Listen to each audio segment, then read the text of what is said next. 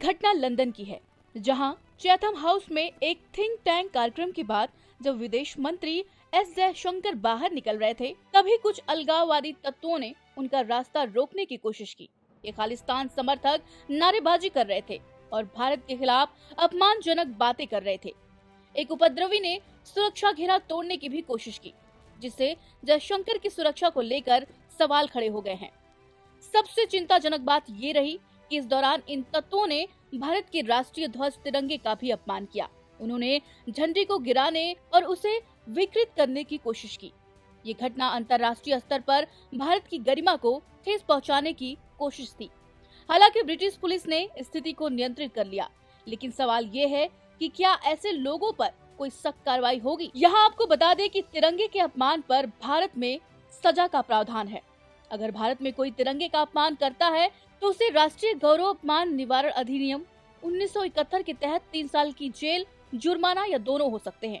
इसके अलावा संविधान के अनुच्छेद 51A के तहत हर नागरिक का कर्तव्य है कि वह राष्ट्रीय ध्वज का सम्मान करे। भारत में तिरंगे के साथ कोई भी अनुचित व्यवहार, उसे जलाना, फाड़ना या गलत तरीके से इस्तेमाल करना एक गंभीर अपराध माना जाता है। लेकिन सवाल ये उठता है कि क्या विदेशी धरती पर भारत के सम्मान के साथ ऐसा करने वालों पर कड़ी कार्रवाई होगी, और इसके लिए कानून क्या है।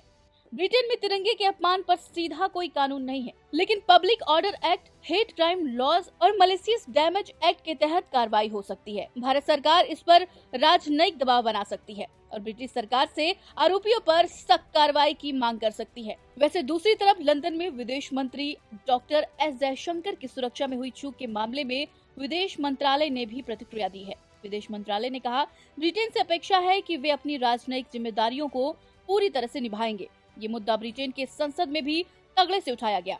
इस घटना ने न सिर्फ भारत की सुरक्षा चिंताओं को बढ़ाया है, बल्कि ये भी दिखाया है कि विदेशी धरती पर भारत विरोधी ताकतें सक्रिय है। ऐसे में जरूरी है कि ब्रिटेन सरकार इस मामले को गंभीरता से ले और उपद्रवियों पर कड़ी कार्रवाई करे। भारत सरकार को भी इस तरह की घटनाओं को रोकने के लिए अंतर्राष्ट्रीय स्तर पर सख्त कदम उठाने होंगे। आपको क्या लगता है, क्या ब्रिटेन को इन खालिस्तानी समर्थकों पर सख्त कार्रवाई करनी चाहिए? हमें कमेंट में बताइए और देश दुनिया की ताज़ा खबरों के लिए जुड़े रहिए हमारे साथ। जय हिंद।